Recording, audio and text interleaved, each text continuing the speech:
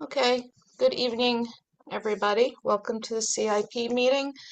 Um, First agenda item is to approve workshop minutes from December 9th and December 11th. Move approval.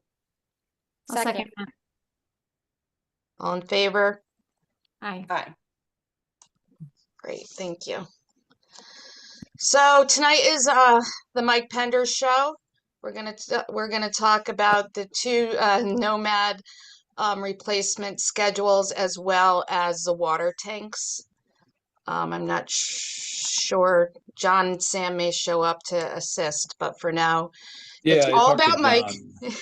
I had talked to John. He was going to jump on for the Okay. water tank, but I will look out for him. And Yeah. then, so the first thing we're going to do is the truck replacement, and that is page 86. So I'm going to share that.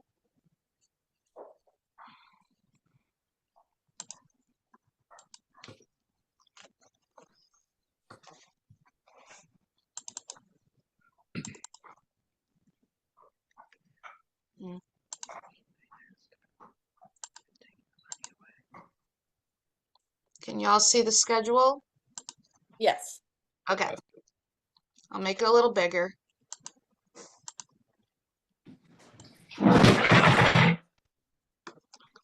Okay, Mike, you're up. all right. So we're on task and on budget for the 2004 Pierce Enforcer refurbishment that starting 25-26.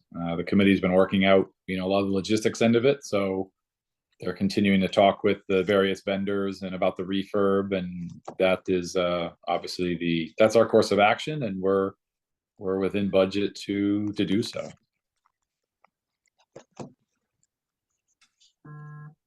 That's great. Yeah, no changes there. Same thing for the gear replacement. That's, it's probably, I would say going that far out, in reality, that would probably have to go, I would say you probably have to increase that. But as we get closer, we get a better idea. It's like everything, it's very unpredictable. But that one we would have a better idea of as we get probably within, I would say more comfortably 2 years out. We could certainly, you could try and predict it now, but I think it's very difficult to do so. And this was always in your plan, so last year it was in year 6. Correct. Okay. Al, you have a question? Good evening, Mike. Mike, when you say the refurbishment is within budget, does that mean you have some preliminary quotes? How do you know that the amount of money we've set aside is going to be sufficient? No, that's a great question. Basically what we're looking at doing is, the two avenues that we're exploring is obviously we're keeping the truck and doing the refurb. The question is, and we've had some meetings with the company that services the apparatus and maintains it. And really what we've been, we're kind of waiting on at the moment is how much is it more of a drivetrain refurbishment as well? Or is it really just kind of I would say the box and the things outside of the chassis. So there's equipment order that has to go through. So we've put together a lot of the preliminary, numbers. It's nothing's officially on paper because nobody wants to commit, especially with it, even though it's July, no vendor wants to say, oh yeah, this is what we'll charge, even though it's only, X amount of months out. One of the big components will be the extrication equipment, which we've literally hit our end of service life for those components. So that'll be a big, that'll be a larger replacement end of that truck. But no, nothing is essentially on paper yet, due to the basically vendors' hesitancy to want to give a dollar amount now when they know there's 6 months out, 7 months out before everything goes into effect. Thank you. Yep. Makes sense. Does anybody else have a question for Mike on this fund? Oh, Alex. Quick question. How long, when the equipment's out, do you That didn't come out right. So when you have something refurbished, how long is the truck out of commission for? Just out of curiosity. That is that's the $1 million question. Honestly, I would say it's probably we're looking at least a year. Killingworth did something similar a number of years ago, maybe 2-3 years ago, and with the way things are, I would say at least a year that we would be waiting on that refurbishment. So that's the downside versus buying new equipment. So, which kind of no, not necessarily. Seemingly yes. However, which kind of leads me into the other part of the CIP, the 1057 replacement, which is 2030, 31. Unfortunately, new equipment, new purchases, you're looking at probably a 3-year wait from day of order, which is more of a logistical kind of I don't want to say a headache, but it's really a logistical issue that, there's only a finite number of apparatus fire truck manufacturers in the world, and they know that. So they're not worried about a bad review, if you will. So the weight, supply chains, everything, all those reasons we've all experienced. There's probably about a 3-year wait for that. Wow. Yeah. Thank you. Yeah. Geez. Does anybody else have any questions on this fund for Mike? Okay. So the next fund, we're going to talk about the hose and equipment, which is on page 107.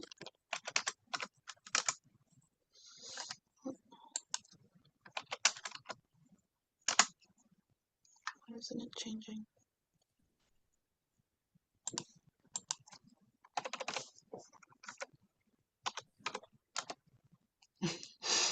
Okay, I'm going to stop sharing for a second. It's not changing. Is your number working? Yeah, because then I did those. Give me 1 second and I'll pull up page 107.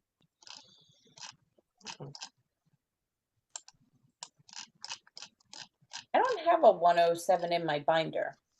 Oh, is that why? Maybe that's why, Jen. I don't either. Yeah. That was the test. It was a test. Okay. Who's 90. paying attention 90? tonight? That's why it wasn't coming up. What page is it? 90. 90? Sorry. Let's see if it comes up now. Perfect. Wow. It's amazing. Look at that. Okay. So page 90. This is Nomad's hose and equipment replacement fund. There's really nothing new on our end other than building up the COLA at the 2.6, which is a common theme along the entire document. So I'm not sure if, Mike, you want to expand on what you spend those funds are. Yeah, and basically it's certainly worth, obviously it's the town's committing finances and resources for us. And really what that is our kind of the durable goods, if you will. It's the washer and dryer, or if you think of your house and the washer and dryer, or the appliances. So it's things that are, not consumable goods like medical supplies, but more things that are the core business in the sense of equipment of firefighting. So hose equipment, SCBAs, firefighter turnout gear. Even though we have a CIP cycle for that, there are times when a set of gear gets after 10 fires or certain exposure to chemicals. Not that it happens often, but when it does, sometimes the gear can't be repaired. We try and repair it first, but if it can't be repaired, it has to be replaced. And for perspective, one set of turnout gear, the firefighting gear that we wear, just a jacket and the pants, excluding anything else, helmet, gloves, but just a jacket and the pants is just over $3,000 per set. So we use that, and also for on the trucks themselves for extrication equipment when things need to be replaced. Firefighting's it's a hands-on job, and things get broke just due to normal wear and tear. So that's what we use that for, and that COLA adjustment is perfect. It's worked out well. So thank you. Thank you, Mike. Does anybody have any questions on this fund? No? Nice. Okay. So we'll move on to the fire protection water tanks, which I believe is on 62. Jen, tell me if I'm wrong.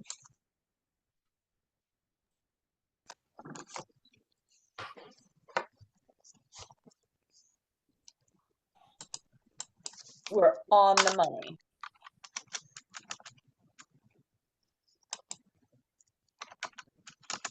Okay.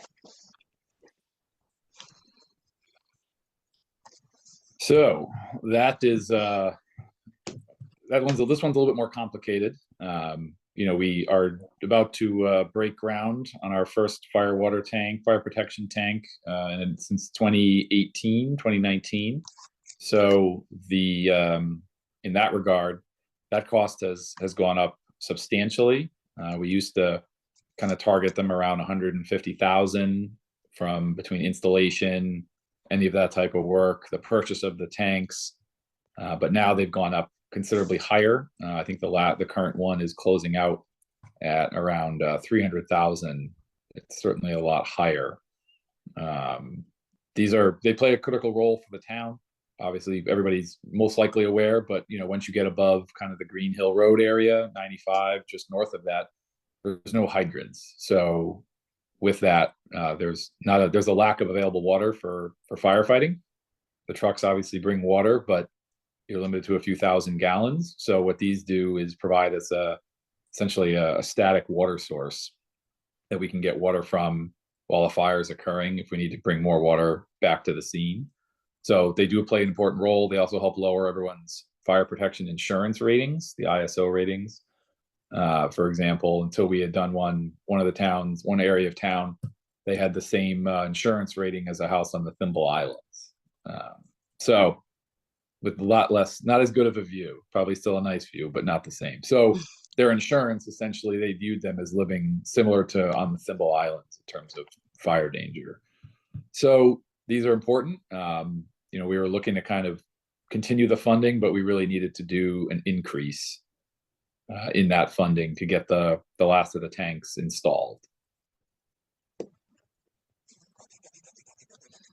Yeah, so if I can just add, I do think this fund may require additional conversations because, to Mike's point, the 140 for these two tanks that are showing up right now, that's way below the cost of the one that we're currently working on. And you could see the 200,000 special appropriation in this current fiscal year. That will be coming to the boards in order to support the current tank that we're working on. What tank is that one? That is Bartlett. Bartlett, right? And I saw yep. this. Okay. Bartlett Podunk. Yeah, so we're making that whole. We also have two tanks that we have already approved that went through the CIP process that have not even begun yet. And then we have these tanks here. So, not only is timing off, I think, based on history anyway, and John, Mike, please correct me, I do think that the cost as well is off. So I'm not sure if you have Yes. anything to add on that. Yeah, and I think the main component was obviously there was the timing that got off, but then there was all sorts of issues during COVID and trying to get work done. And really, it's finding a suitable location, which we have certain ones, but also we're asking a member of the community to allow an easement and allow us to have that installed on their property. So we have reached out to other, I'm 0 for 6 at the moment. And some of it is infrastructure. It's not just people saying no. There are people that were willing, but then when you look at it, whether it would require blasting due to rock, or there's underground utilities in a lot of the neighborhoods that essentially you couldn't put them in. So that's also a component of trying to get the buy-in, but also make sure that from a project end, it actually is, the site is amendable to the work. Thank you, Mike. Yep. We do have a few questions. I think, Al, you may be first. Okay. Mike, I'm delighted to see we're continuing to build out tanks where they're needed. worried every year that the existing tanks have a useful life. And of course, nobody's quite sure what the useful life is of the already installed tanks. But I'm wondering if at some point we need to start putting away funds for replacement of existing tanks. Yes, we just, I think we touched on that maybe a couple years ago, and but there is it's hard to kind of quantify or qualify a shelf life of them. They're not, subject to the same regulations as, say, an underground fuel tank, which, they have a replacement cycle for environmental concerns. So these really, you don't, there is regular maintenance that the fire department does, the highway department does, but again, you don't know until if there is a leak. We try and keep an eye on them periodically, and, we'll stick the tank and look at the measurements and draft from them. And so they're maintained, but there would be a need for down the road. Yes. I mean, like anything, it has they would have a shelf life or an expiration where they would fail, the tanks themselves. So I would say, yes, funding them, as much as there was talk many years ago about kind of a sunset clause to it. Unfortunately, well, not unfortunately, but the reality is that they're going to need to be replaced at some point over the years. So still keeping it funded is critical. Makes sense. Joan, I think you were next. Sorry, trying to unmute here. I just want to get clarification. So there's a tank being installed this year in 2024, 2025 that isn't listed, correct? It's And not then list. Oh, go ahead.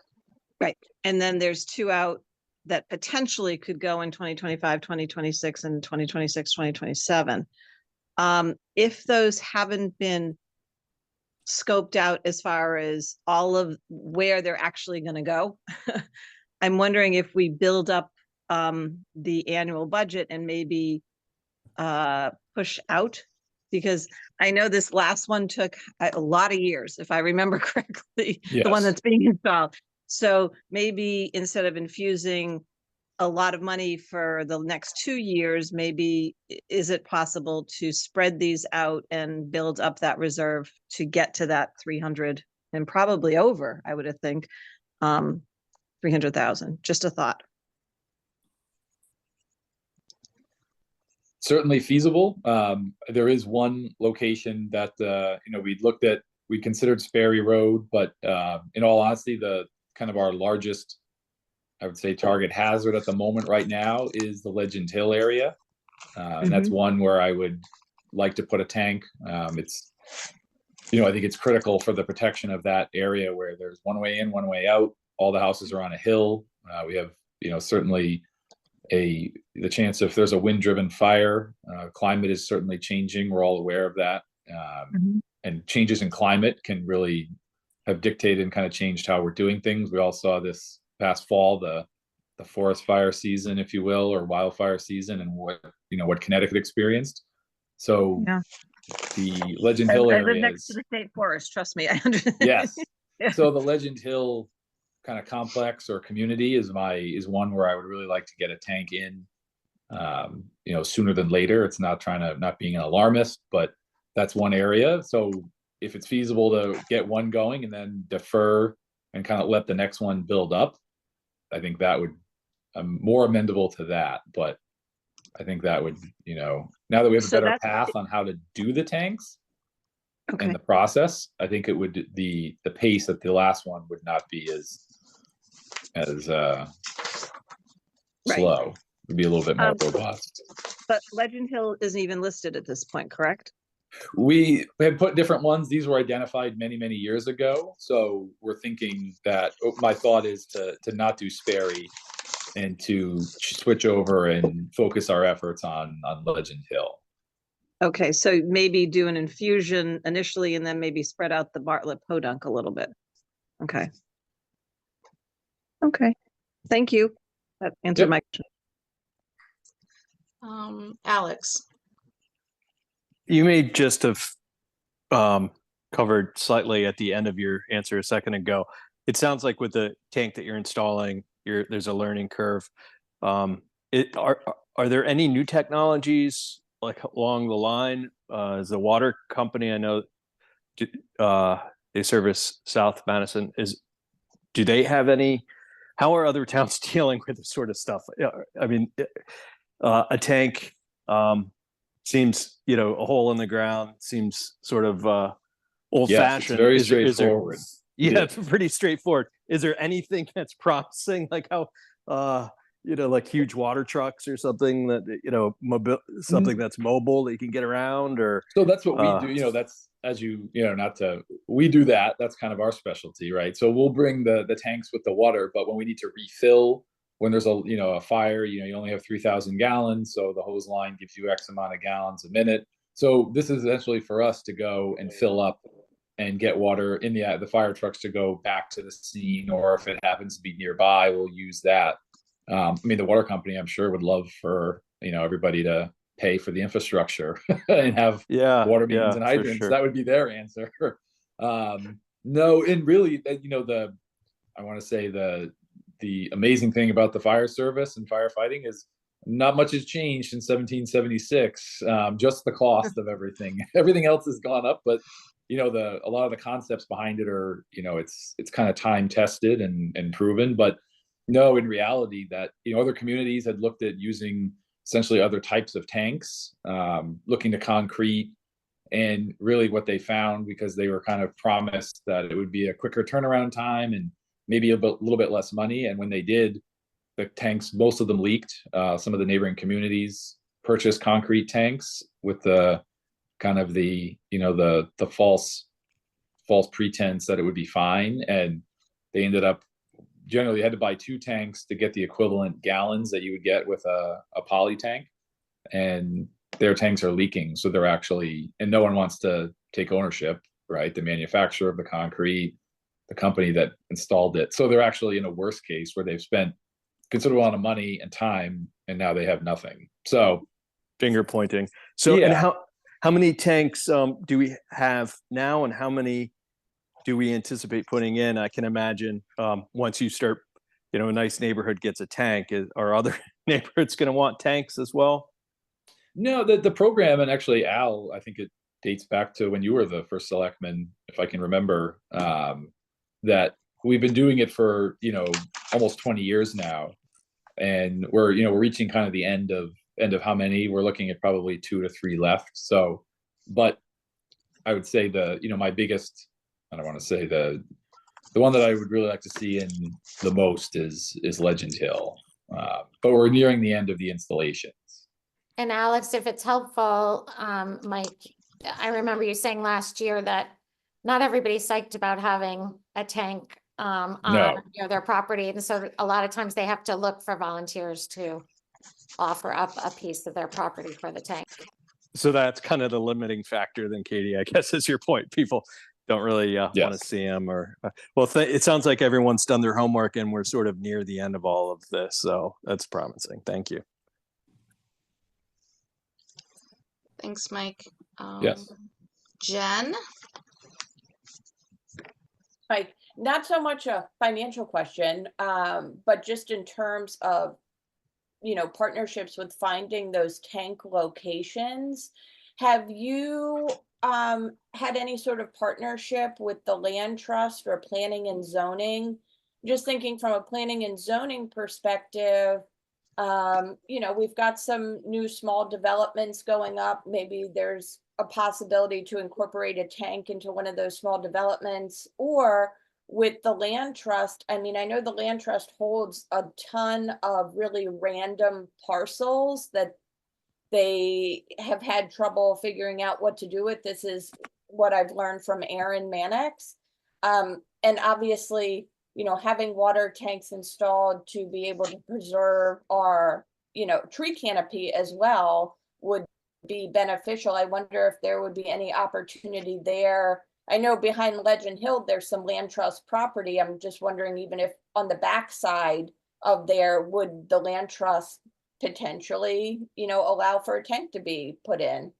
Yeah, no, both great questions, and both great ideas. The last one, the tank in 2019, we did use, the land trust gave land for that. So we did use one of their sites because it was up on Legend Hill. We kind of run out of out of options, and because nobody on essentially on the right side of the road was open for it, or excuse me, not Reginald, Race Hill.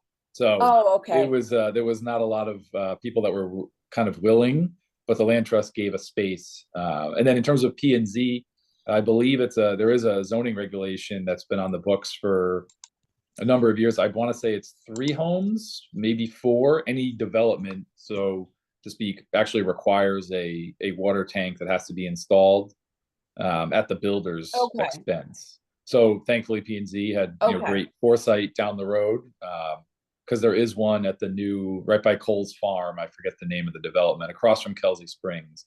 They have one. So which is Yeah, good. 'cause And I'm thinking too, even on Lenore or not on Lenore, I'm sorry, on Summer Hill, just north of Harkness, there were 3 large homes that were put in there, 2 on the east side and 1 on the west side of the street. And they're all kind of in a cluster, so it didn't look like there were any tank hookups there. that one it's set back from the road. It's right at the corner of Harkness and Summer Hill. It's set back a little bit. Oh, okay, so that one's close enough then. All right. That one is, and then there's one up on Lenore Drive as well. So kind of it splits the middle. But no, Yeah. all great points. And again, finding a location, one that people are amenable to, but really the site work, having one that actually fits the site, whether it's based on rock or utilities, because we'd looked at one on Dorset and there was a homeowner. She actually was an insurance, underwriter. So she was ecstatic at the idea of it, but she had underground telephone lines, and that was a no-go. Okay, well, that's good. That's good to know that those partnerships are already in place. So that's answers Yes. my question. All right. Thanks, Jen. Al, you're up again? Stacy, this one's for you. Oh, no. It occurs to me that in an area like Legend Hill, it's a benefit to the homeowners association as well as the individual condo owners for there to be a tank. Has the Board of Finance ever considered seeking the cooperation of a homeowners association in terms of providing funding? We have not. That has not come up in discussions.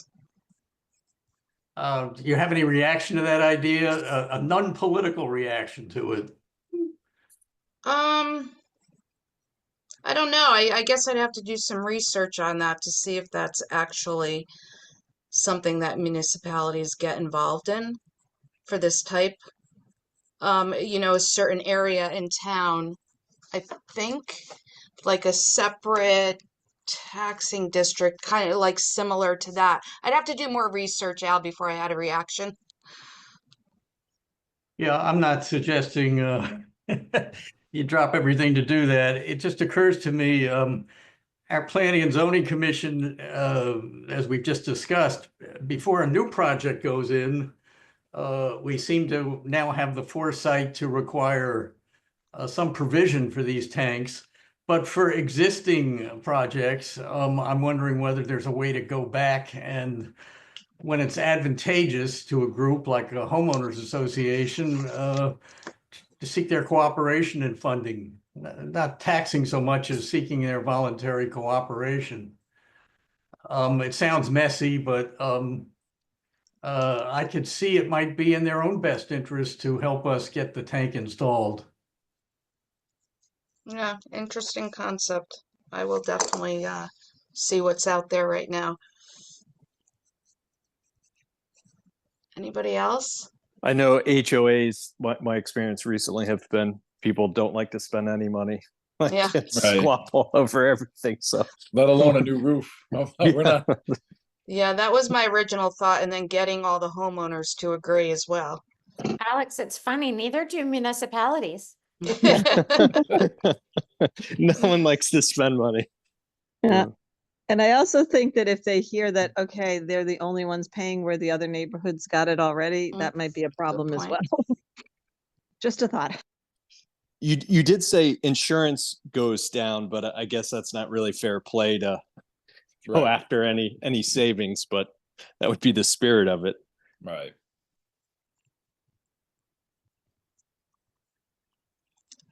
Okay, I don't see any other hands raised. So I think we are good. All right. Thank you so much, Mike. Thank you, Thanks, guys. Mike. Thank Happy you. holidays. Good to see you. Yes. Yeah, You too. Take care. Thanks for what you care. do. Thank you. okay. So next on the agenda is, I believe, committee comments. Anybody have? Nope.